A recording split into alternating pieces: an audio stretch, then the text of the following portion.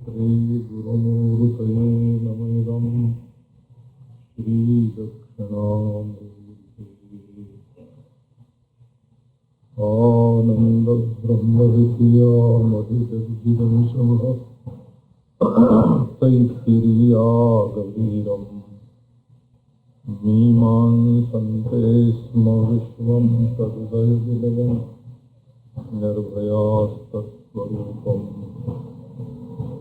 कल्याणी काण्ववाणी विमृशति मधुरं वीणयन्ती च तत्त्वम् तत्पूर्णानन्दतीर्थे मधुनि वयममी निर्भरं मज्जिता स्मः। तत्पूर्णानन्दतीर्थे मधुनि वयममी निर्द्वयं मज्जिता स्मः।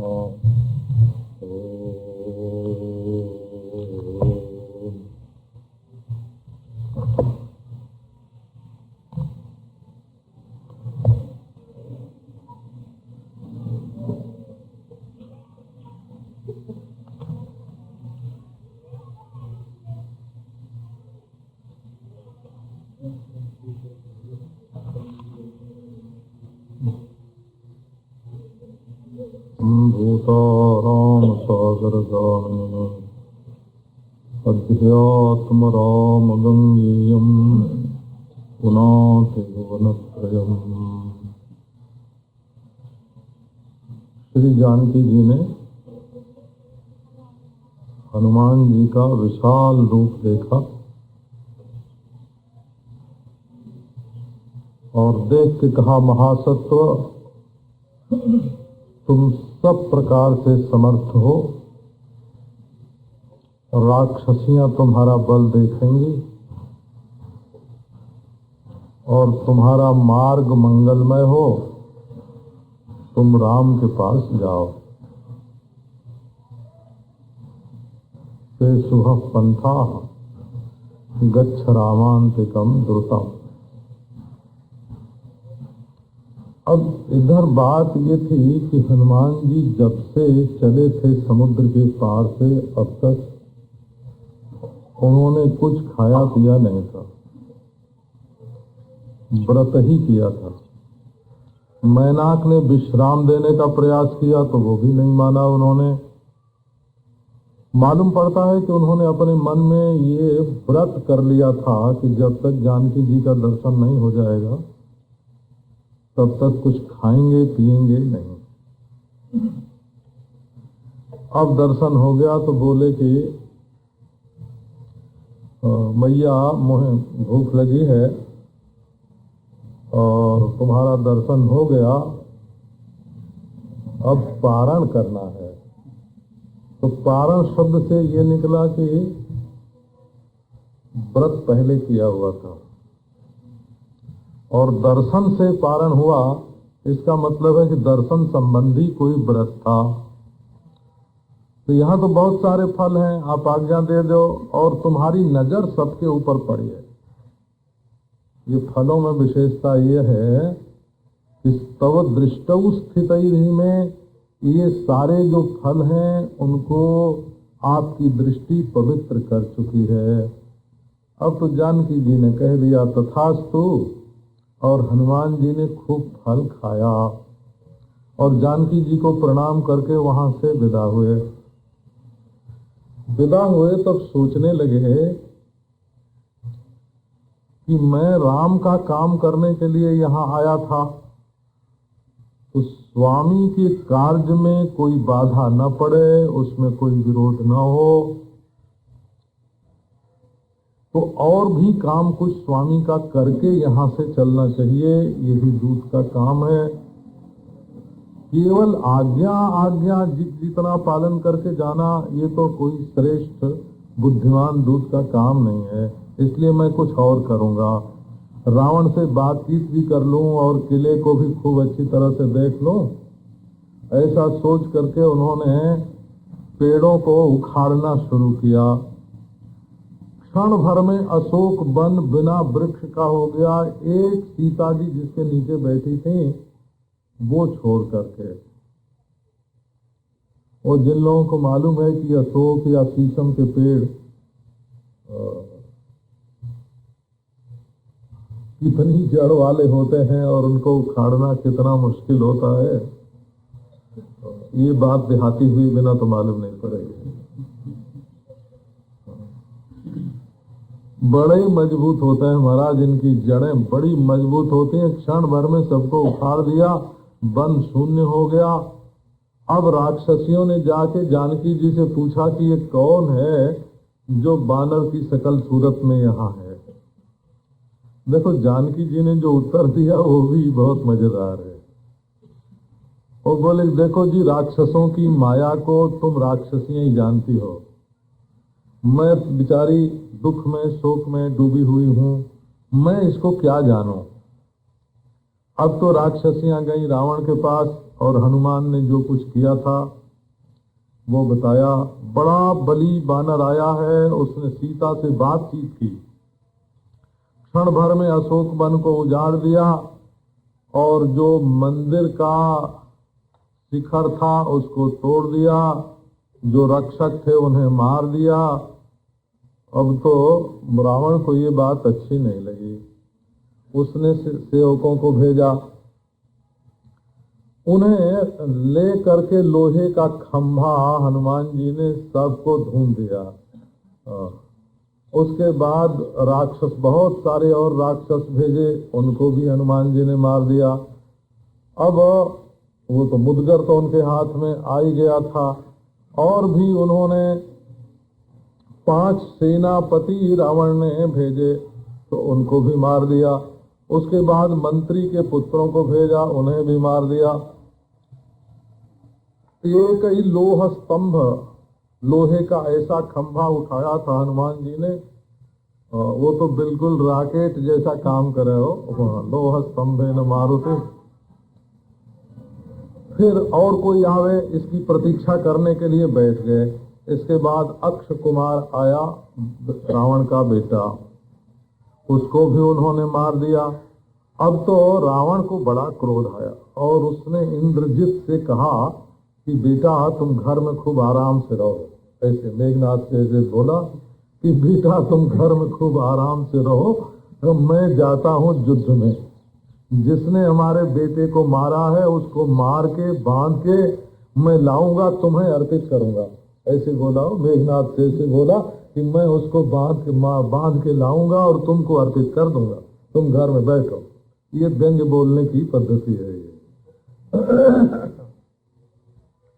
तो वैसे लोक व्यवहार में व्यंग्य का प्रयोग नहीं किया जाए वही अच्छा रहता है बोला, क्योंकि व्यंग्य कभी कभी तो जच जाता है और कभी उसका अर्थ बिल्कुल उल्टा ग्रहण हो जाता है।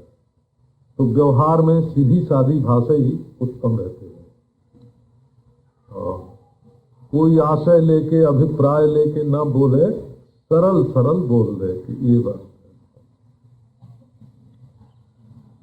अब तो इंद्रजित ने कहा कि पिताजी आप तो बड़े बुद्धिमान हैं, इतना शोक क्यों कर रहे हैं, मैं आपका बेटा उपस्थित हूँ, इतने दुख की बात आप क्यों करते हैं, मैं अभी जाता हूँ और बांध के उसको ले आता हूँ बानर को।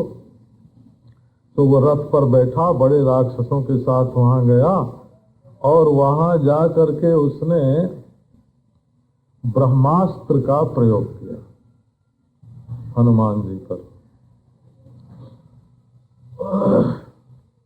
अब तो हनुमान जी ब्रह्मास्त्र की तो अवज्ञा कर नहीं सकते।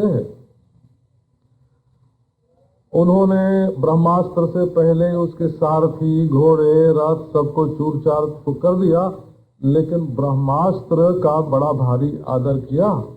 अब वो उनसे बांध करके रावण के पास हनुमान जी को ले आया।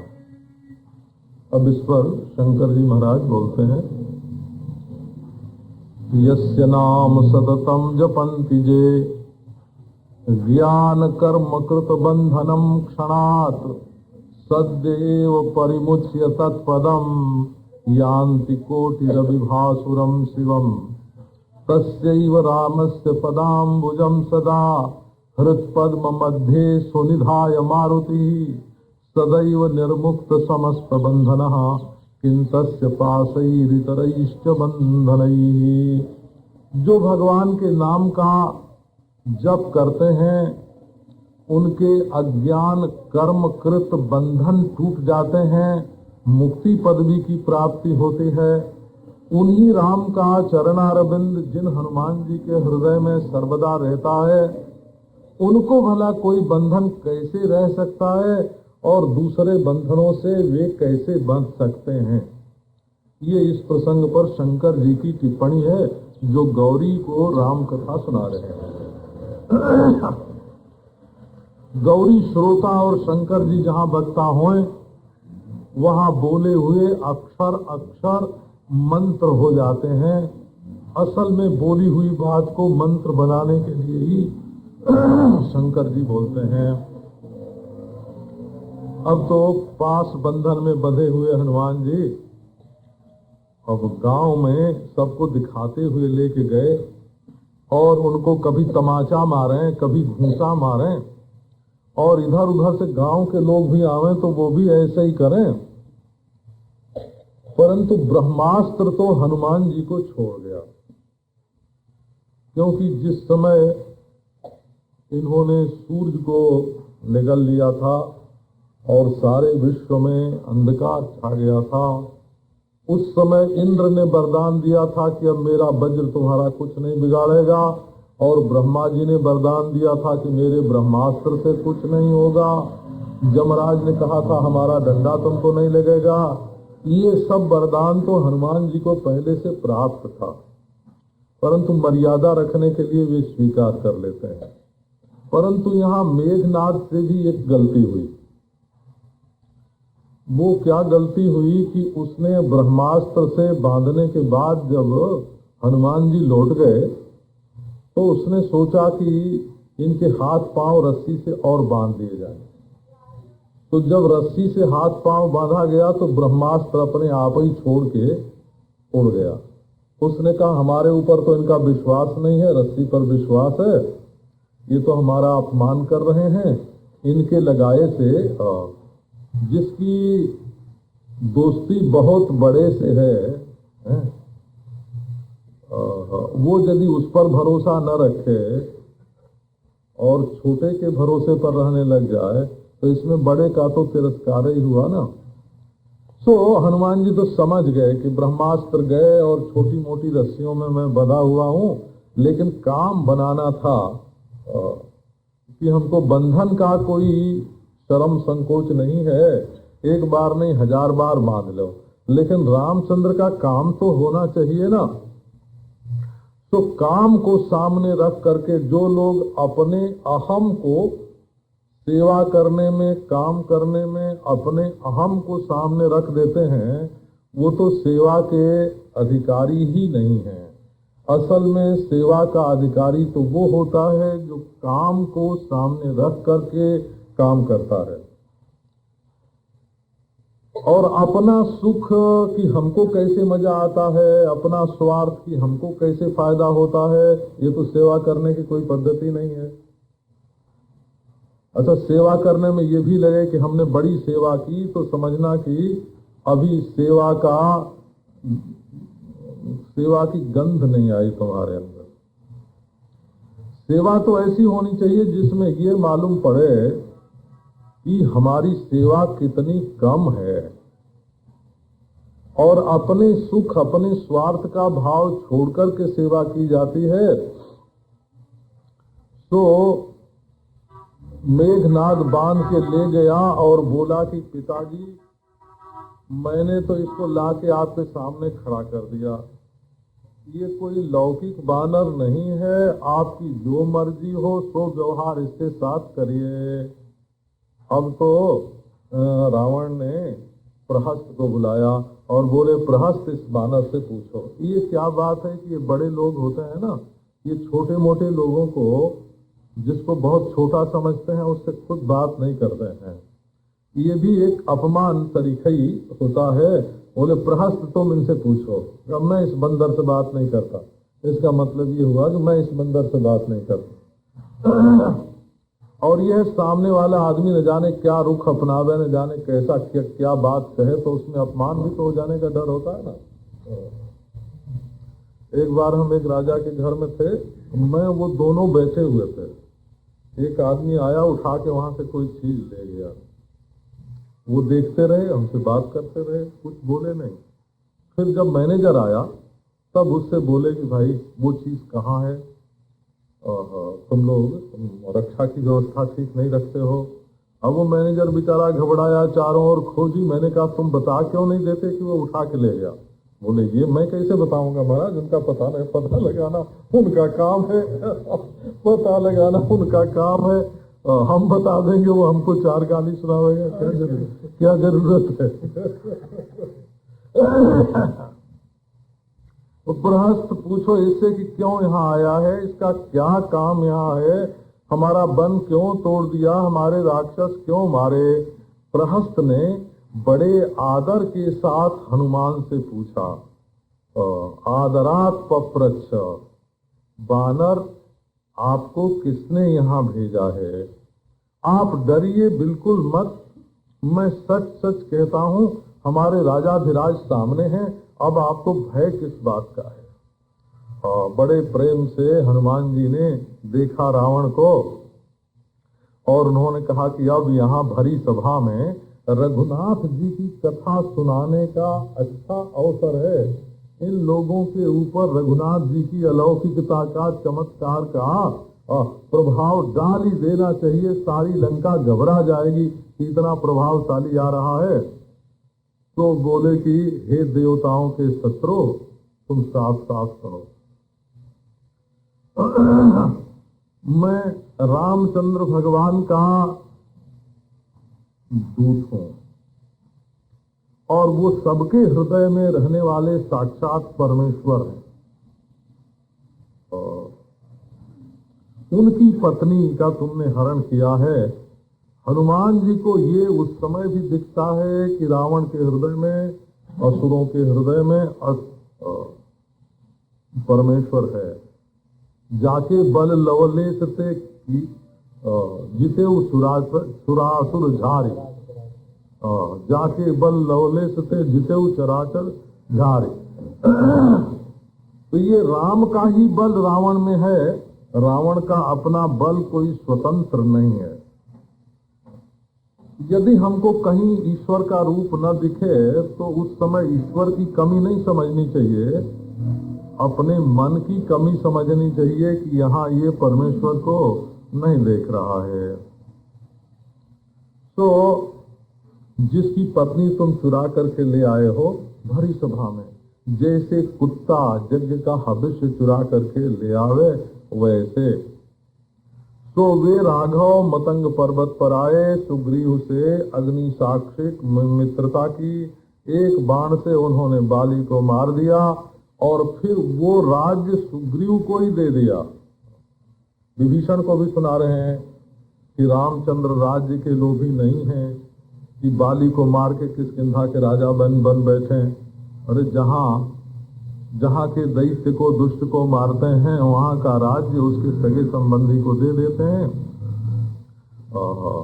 और वो तो बड़े बली हैं, करोड़ों की सेना लेकर के राम लक्ष्मण के साथ प्रवर्षण गिरी पर आ गए हैं और वहाँ रह रहे हैं।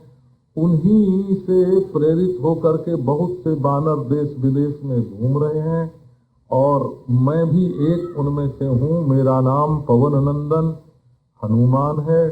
सीता को ढूंढते हुए मैं यहाँ आया हूँ। मैंने सीता जी का यहाँ दर्शन किया है, इसलिए मेरी यात्रा सफल हुई और तुम अपराधी हो, ये बात बिल्कुल पक्की हो गई।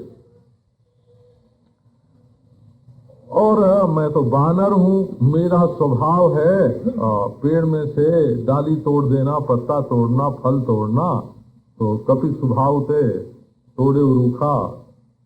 मैंने बिल्कुल ठीक किया। अब हमको जो मारने के लिए आए, जिन मोहि मारा तिन में मारा, उनको मैंने मारा। और तुम्हारा बेटा ब्रह्मास्त्र से बांध के, एक बानर को, राम जी के एक बानर को, मामूली से बानर को बांधने के लिए ब्रह्मास्त्र की जरूरत पड़ी है। और तब मैं ब्रह्मास्त्र से बांधा जा करके यहाँ आया हूँ। देखो, वो ब्रह्मा जी ने हमको वर दे रखा है, तो वो जो ब्रह्मास्त्र था वो तो हमारा स्पर्श करके चला गया, और इस बात को मैं जानता हूँ, समझता हूँ। फिर भी मैंने बंध जाने का अभिनय किया, नाटक किया कि मैं बंधा हुआ हूँ, और तुम्हारे प्रति हमारे हृदय में बड़ी भारी करुणा थी, हमारा दिल बहुत कोमल था, इसलिए तुम्हारे पास आया। हमने दुनिया देखी है। रावण, तुम विवेक करके लोक की गति पर विचार करो और राक्षस बुद्धि को आश्रय मत दो। देव दैवी गति को स्वीकार करो, उसी से संसार से मोक्ष होता है और उसी का आश्रय लो। तुम ब्रह्मा के ये साम इसको बोलते हैं। कभी किसी को समझाना बुझाना हो तो पहले शांति से समझाया जाता है, फिर उसका लाभ क्या है वो बताया जाता है, फिर फूट डाली जाती है और फिर दंड दिया जाता है। साम, दान, दंड और भेद, ये राजनीति के 4 अंग हैं। हनुमान जी ने कहा कि तुम ब्रह्मा के पुत्र हो, उत्तम वंश में, ब्रह्मा के उत्तम वंश में पैदा हुए हो, पुलस्त के पुत्र, विश्रवा के पुत्र हो, ब्रह्मा के वंश में कुबेर के बंधु हो। तो राक्षस तुम देहात्म बुद्धि से भी यदि देखो तो राक्षस नहीं हो, यदि तुम आत्म बुद्धि से देखो तब तो कहना ही क्या है। ये शरीर, बुद्धि, इंद्रिय और इनके द्वारा होने वाले दुखों की परंपरा, ये न तुम्हारी है न तुम हो, क्योंकि तुम तो निर्विकार आत्मा हो। जिसके मन में जो भरा होता है वो वही तो बोलता है ना। और असल में ये अज्ञान हेतुक जो दुख की परंपरा है, इसकी सत्ता नहीं है। ये तो जैसे स्वप्न में बहुत से दृश्य दिखाई पड़ते हैं वैसे ही दिखाई पड़ते हैं।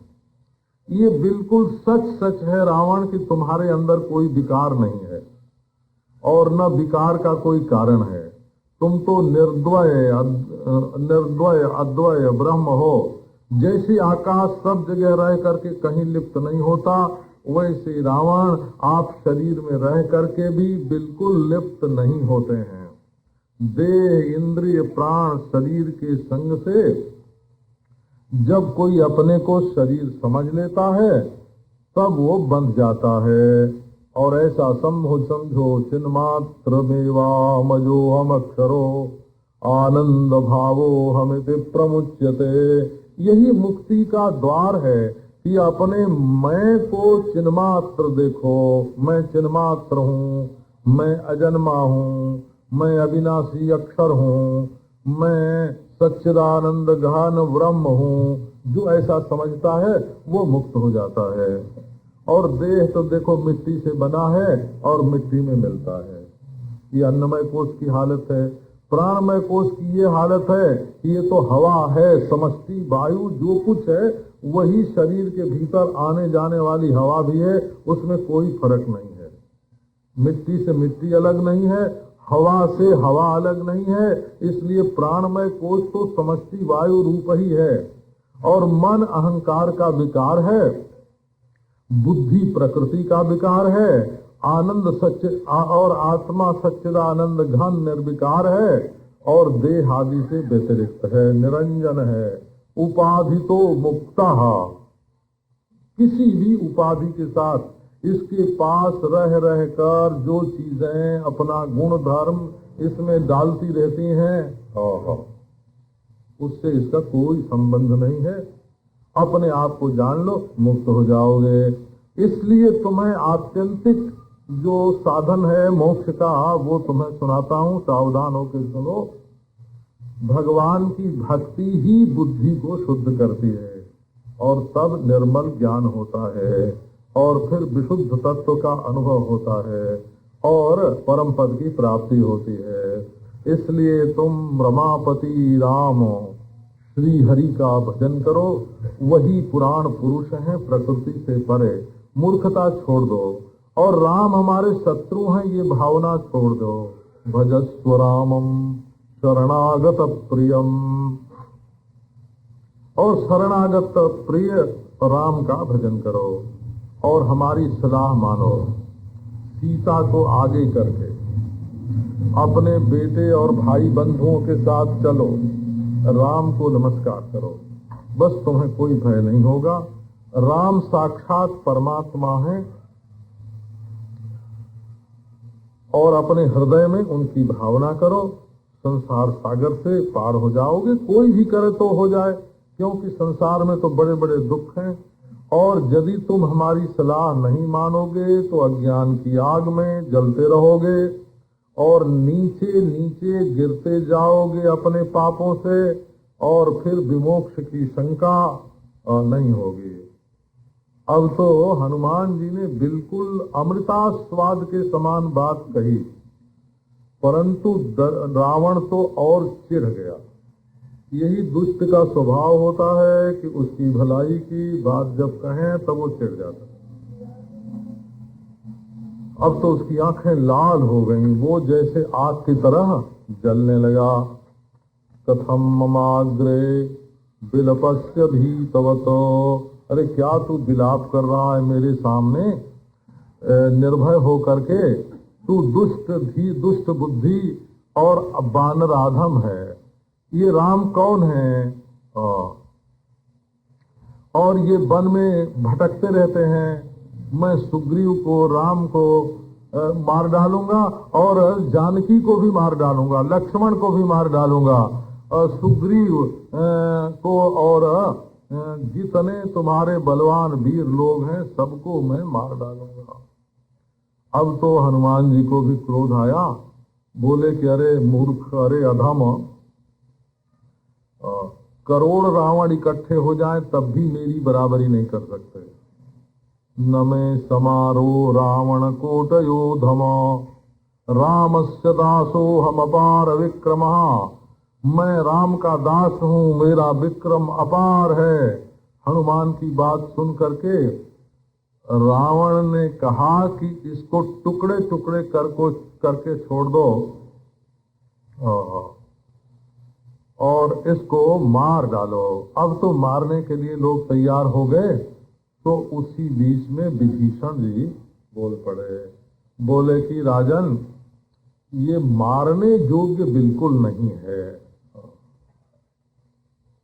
कोई प्रतापी पुरुष अपने शत्रु के दूत को ही इतना प्रबल समझ ले कि उसके ऊपर हाथ उठावे, तो उसकी तो हार हो गई। वो शत्रु का सामना क्या करेगा जो शत्रु के दूत की बराबरी करने में लग गया कि हम इससे लड़ेंगे। उसको तो जैसे वहां का नौकर है वैसे यहाँ का नौकर है, नौकर समझ के व्यवहार करना चाहिए। उससे लड़ाई करने से क्या फायदा है? तो प्रताप युक्त पुरुष जो है वो दूत का वध नहीं करता। अच्छा, आप इसको मार डालेंगे तो आपका ये प्रताप जो है समाचार, ये तुम्हारे शत्रु के पास जाके कौन सुनावेगा? उसी के कारण तो तुम इसका वध करना चाहते हो और वहां समाचार ही नहीं पहुंच सकता। तो इसलिए आपको वध के समान कुछ और करना चाहिए, और ये कोई चिन्ह लेकर के यहाँ से जाए और अपने स्वामी को बतावे, राम सुग्रीव सहित यहाँ आवे, उनके साथ युद्ध होए, तुम्हारा पौरुष प्रकट होए, इसको मार देने से क्या फायदा होगा? अब विभीषण की बात सुन करके रावण ने कहा कि ठीक है, ये बानर लोग जो हैं ये लांगूल में, पूंछ में बड़ा मान करेंगे। असल में ये रावण शंकर जी का पुजारी है, और शंकर जी ने रावण को वरदान दे रखा है। तो ये कोर तो रावण को दिया हुआ वरदान है, और ये कोर ये भगवान रामचंद्र के परम भक्त हैं शंकर भगवान।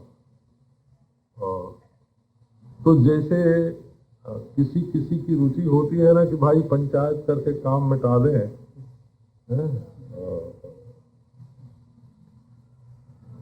तो ये चाहते हैं कि शंकर जी का भक्त रहा है रावण, इसका अनिष्ट भी न हो, इसलिए उपदेश करते हैं। हनुमान जी के मन में पूरा सद्भाव है, उसका हित चाहते हैं, और ये भी चाहते हैं कि रामचंद्र को इसकी वजह से कोई तकलीफ नहीं पहुंचे।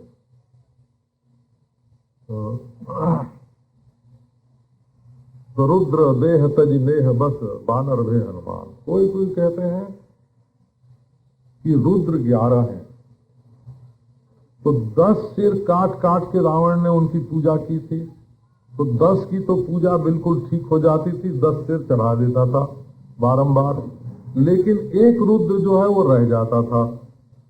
और असल में एक रुद्र की पूजा रावण ने की नहीं थी। वो एक रुद्र कौन है? तो उसमें वैराग्य जनकत्व है। रुद्र का रूप है भयंकर, वो दुनिया में सब जगह भय है, भय है, भय है। लेकिन ये जो ईश्वर का भयानक रुद्र रूप है, इसका चिंतन करने वाले को जो संसार से वैराग्य होता है, वो भी रुद्र का रूप है। तो रावण ने 10 मुंह काट करके, 10 सिर काट करके 10 रुद्रों की तो सेवा की, परंतु जो वैराग्य वाला रुद्र था उसको प्रसन्न नहीं किया, तो वो रुष्ट था।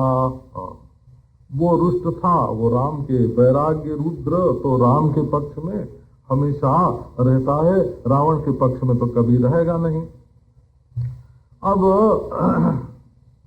विभीषण की बात रावण ने मान ली, बोले कि ये बानर लोग जो हैं ये अपने लांगूल का पूंछ का बहुत बड़ा आदर करते हैं, इसलिए इसके पूंछ में खूब कपड़े लपेट दो और उसमें आग लगा दो और सारे गांव में घुमा दो, और ये सब लोग जो हैं, हमारे शहर के भी लोग, गांव के लोग भी देख लें कि बानर की क्या दुर्दशा हो रही है।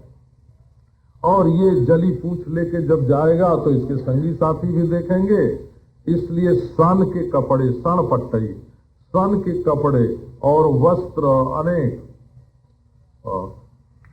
और तेल में डुबो करके इसकी पूंछ बांध दो, और पूंछ के नोक पर थोड़ी सी आग लगा दो, और रस्सी से खूब पक्का बांध करके और गांव में घुमाओ।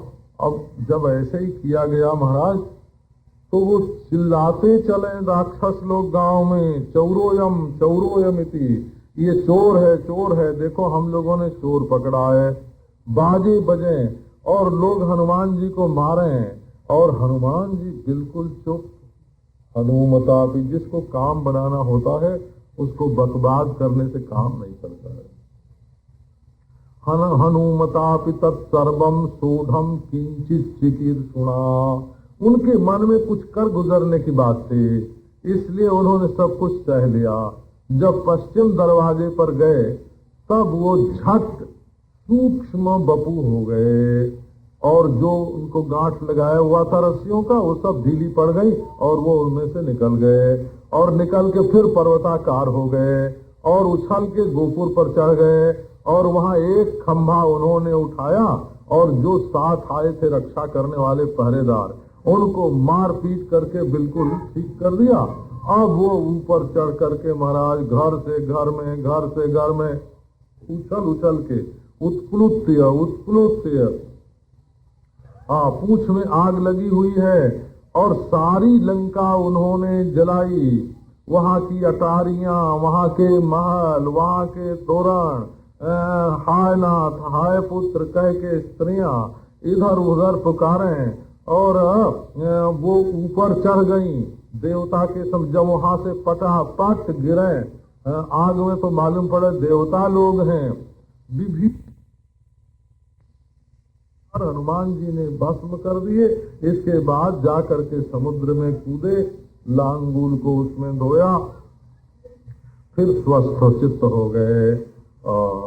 अब सीता जी ने तो अग्नि देवता से प्रार्थना की कि तुम वायु के मित्र हो, देखो वायु के पुत्र का शरीर तुम जलाना नहीं।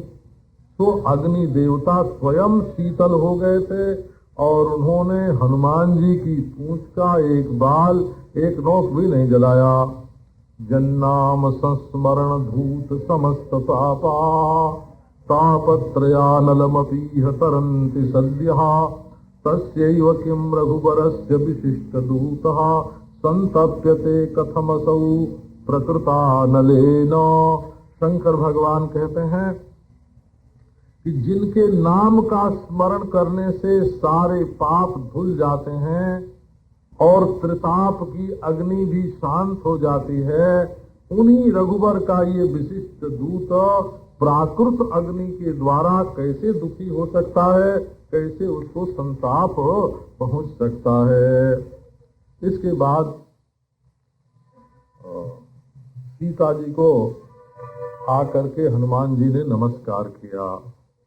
वाल्मीकि रामायण में एक और लीला इसके बीच में है कि जब समुद्र में जा करके इन्होंने अपनी पूंछ बुझाई तो हनुमान जी को ख्याल आया कि सारी लंका तो मैंने जला दी, कहीं बीच में सीता जी भी न जल गई हों।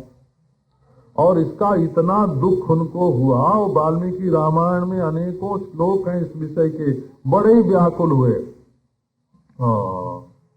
फिर जाकर के जैसे कैसे संतोष हुआ, फिर सीता जी के पास गए और उनसे कहा, रामचंद्र तुम्हारे दर्शन के लिए जल्दी आवेंगे। उनकी परिक्रमा की, प्रणाम किया और चलने लगे। बोले, देवी हम जाते हैं और फिर तुरंत तुम्हारा दर्शन करने के लिए आवेंगे। लक्ष्मण, सुग्रीव, वानरों की सेना। जानकी तो बड़ी दुखित थी। जानकी ने कहा कि हनुमान, तुमको देख करके तो इस समय हमारा दुख कुछ कम हो गया था, अब तुम चले जाओगे तो मैं कैसे रहूंगी और राम की कथा मुझे कौन सुनावेगा। हनुमान जी ने कहा कि जद्देवम देवी ने स्कंधम आरोह, और यदि ऐसी है बात देवी तो आप हमारे कंधे पर चढ़ जाइए क्षण मात्र के लिए और मैं चल के राम से तुमको मिला दूंगा। यदि आप ठीक समझती हो तो ऐसा कीजिए। सीता ने कहा कि नहीं हनुमान, ये उचित नहीं है। वाल्मीकि रामायण में जब ये बात हनुमान जी ने कही है तो सीता जी ने उस धर्म का, कर्म का ग्रंथ है ना, ये तो भक्ति भाव का है और वो धर्म कर्म का ग्रंथ है। वाल्मीकि रामायण व्यवहार का ग्रंथ है। सीता जी ने कहा कि जब से मैं होशवास में आई तब से मैंने जानबूझकर कभी परपुरुष के शरीर का स्पर्श नहीं किया है। रावण ने मेरा हरण किया, परंतु उस समय अनाथा विवशा सती, मैं अनाथ थी, विवश थी, इसलिए रावण के शरीर से मेरा शरीर छू गया, ये बात सही है। परंतु मैं जानबूझ करके वायुनंदन, तुम पुरुष हो और भगवान के भक्त हो तो क्या हुआ, मैं तुम्हारे शरीर का स्पर्श नहीं करूंगी। तो यदि रामचंद्र स्वयं सागर को सुखा देंगे या सरपंजर से बांध देंगे और वानरों के साथ थामेंगे और युद्ध में रावण को मारेंगे और मुझे ले जाएंगे तो उनकी हमेशा के लिए कीर्ति होगी। इसलिए तुम जाओ, मैं जैसे कैसे अपने प्राणों को धारण करूंगी। ऐसा कहकर सीता जी ने हनुमान जी को भेज दिया। और हनुमान जी तो कहते, आओ हमारी पीठ पर बैठ जाओ, मैं क्षण भर में राम जी के पास पहुंचा दूं। वो बोली नहीं, ऐसे जैसे चोरी से रावण ले आया है वैसे चोरी से मैं जाने वाली नहीं हूँ। मैं जाऊंगी तो रामचंद्र का की बहादुरी आवे सामने, उनका यश बढ़े, उनका प्रभाव बढ़े, उनकी लीला कुछ हो तब जाएंगे, ऐसे नहीं जाएंगे। इसके बाद महाराज पहाड़ पर चढ़ गए और उस पर जोर लगा के जो ऊंचे से वो पहाड़ तो धरती में चला गया और बड़ा भारी शब्द हुआ। वो शब्द सुनाई पड़ा वानरों को, तो उन्होंने कहा बस बस बस, अब हनुमान जी आ गए हैं और जरूर उन्होंने हमारा काम कर लिया है। ये शब्द से ही मालूम पड़ता है कि कृतकार्य हो करके कोई काम करने के लिए कोई गया हो तो उसको उसकी चाल देखकर, उसका चेहरा देखकर, उसकी आवाज सुनकर पहचान लिया जाता है। मनु जी ने 7 बात इसके संबंध में लिखी है। आकारैर भाषणैर गतिया चेष्टया भाषणेन निस्रोत नेत्र वक्त्र विकारैश्च गृह्यते अंतर्गतम मनः। मनुष्य का मन कैसे पहचान में आता है? तो शकल देखने से आता है, इशारे से आता है, चाल से आता है। ऐसे देख पहचान लिया बंदरों ने। अब तो आ गए वहां सिर पहाड़ के शिखर पर हनुमान जी आ गए और बानरों से कह दिया, ललकार के उन जोर से कह दिया कि मैंने सीता जी का दर्शन कर लिया और मैंने लंका को रौंद दिया। वाल्मीकि रामायण में आता है कि जब लंका को रौंद के वहां से चले हनुमान जी तो 4 श्लोक दासोहम कौसलेन्द्रस्य रामस्या क्लिष्ट कर्मणः हनुमान शत्रु सैन्यानाम निहंता मारुतात्मजः न रावण सहस्रम में युद्धे प्रतिबलम भवे। 1000 रावण भी मेरा मुकाबला नहीं कर सकते। लंका में घोषणा की हनुमान जी ने सबको सुना के। अर्दयित्वा लंकाम अभिवाद्य मैथिली। तो वो जयत्यति बलो रामो लक्ष्मणस्य महाबल, ये 4 श्लोक वाल्मीकि रामायण के सुंदर कांड में आते हैं और उनको तो बीज मानते हैं। हो कोई पाठ करता है, कोई अनुष्ठान करता है तो उन 4 श्लोकों को मुख्य मान करके करता है। उनका संपुट भी किया जाता है। 4 श्लोक का एक साथ संपुट होता है। जयत्यति बलो रामो लक्ष्मणश्च महाबलः राजा जयति सुग्रीवो राघवेणाभिपालितः दासोहम कौसलेन्द्रस्य रामस्याक्लिष्ट कर्मणः हनुमान शत्रुसैन्यानां निहंता मारुतात्मजः न रावण सहस्रम में युद्धे प्रतिबलम भवेत् शिलाभिश्च प्रहरतः पादपैश्च सहस्रशः अर्दयित्वा पुरीं लंकाम् अभिवाद्य च मैथिलीं समृद्धार्थो गमिष्यामि मिशताम सर्वरक्षसाम। ये हनुमान जी ने लंका जलाने के बाद वहां से चलते समय बड़ी ऊंचाई पर चढ़ करके घोषणा करके तब वहां से चले थे। अब महाराज यहाँ भी आए और यहाँ भी घोषणा कर दी कि हमने तो सीता जी को देख लिया और लंका को रौंद दिया, उसके जंगल भी तोड़ दिए, रावण से हमने बातचीत की और देखो मैं अक्षत पुनः यहाँ आया हूँ, आओ जल्दी से राम सुग्रीव के पास चलें। अब तो सब उनको हर्ष से हृदय से लगाने लग गए कि चिचुचुम्बुर लांगूलम, बंदरों ने दौड़कर उनकी पूंछ चूम ली हो।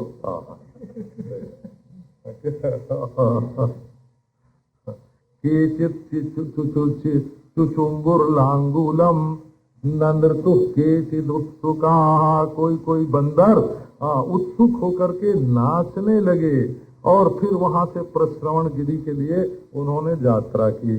अब ये बात देखो, जिसको ध्यान लीला ये लिखते समय जो ध्यान में वहां पहुंच गया होगा उसको ये लगा होगा कि बंदर अपना प्यार दिखाते हैं तो कैसे दिखाते हैं, तो पूछ ही चूमने लग गए हनुमान जी की।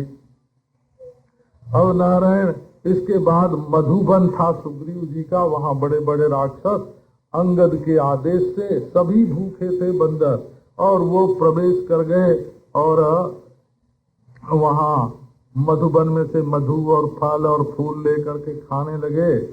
अब सुग्रीव जी के मामा दधिबल उसकी दधिमुख उसकी रक्षा करते थे और उन्होंने खबर भेजी सुग्रीव के यहाँ कि ये तो बंदरों ने नष्ट कर दिया मधुबन को। तो सुग्रीव ने कहा चुप रहो, कुछ बोलो मत। यदि अपना काम बना के नहीं आए होते तो मधुबन का फल वो नहीं खाते हैं, न मधुबन की ओर आंख उठा के कौन देखता। अब तो रामचंद्र भगवान को बड़ी प्रसन्नता हो गई। तो देखो बंदरों को तो कुछ न कुछ पुरस्कार देना चाहिए, काम करके आए हैं और उन्हें खाने पीने को भी नहीं मिले हैं, ये कैसे हो। तो जब सुग्रीव जी ने ये उदारता बरती काम करके आने वाले बानरों के प्रति तो हृष्टो रामस समब्रवीत, रामचंद्र भगवान बड़े प्रसन्न हुए और बोले कि राजन तुम क्या लोग आपस में तुम लोग क्या बात कर रहे हो, कोई सीता जी की चर्चा हो रही है। वो बोले महाराज हनुमान जी सीता जी का दर्शन करके आ गए, मधुकानन में आ गए, वहां पेड़ तोड़ रहे हैं, फल खा रहे हैं। यदि वो आपका काम बना करके नहीं आते तो मधुबन में ऐसा उपद्रव न करते, तो निश्चित हो गया कि सीता जी का दर्शन उन्होंने किया है। तो रक्षकों से कहा कि तुम लोग डरो मत, उनको जाके कह दो कि खूब मौज से वो लोग फल फूल खा करके जल्दी आवे और आ करके यहाँ वहाँ का समाचार सुनावे।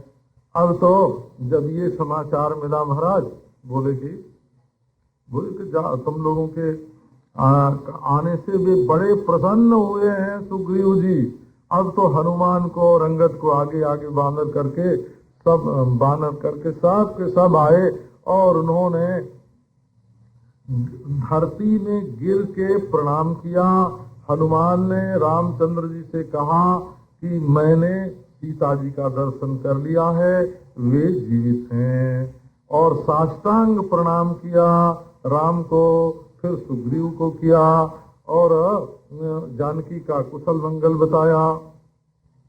अशोक वन में सिलसपा वृक्ष के मूल में जानकी जी रहती हैं, राक्षसियों से घिरी हुई, निराहार और कृश हैं। जानकी जी वहां कैसे रहती हैं? हा राम राम रामेति सोचंती मलिनांबरा, उनके मुंह से निकलता है राम राम राम शब्द और शोक से ग्रस्त हैं और वस्त्र उनका मलिन है। एक बेणी बालों में लट बन गई है, इसका अर्थ है। एक बेणी का अर्थ है कि बालों को कभी खोलती नहीं है, संवारती नहीं है, कंघी करती नहीं है, तो छुटियाती नहीं है, तो एक चोटी सब में बंध गई है। मैंने सूक्ष्म रूप से रामचंद्र भगवान की सारी कथा उनको सुनाई और सुग्रीव से जैसे मैत्री हुई वो भी बताई, और सब लोग जानकी जी को ढूंढने के लिए आए हैं वो सब बताया, और एक मैं अकेला यहाँ आया हूँ, मैं सुग्रीव का सचिव रामचंद्र का दास हूँ, और आज हमारा मनोरथ सफल हो गया। ये मेरी बात सुन करके सीता की तो आंखें बिल्कुल जैसे आनंद से खिल गई हों।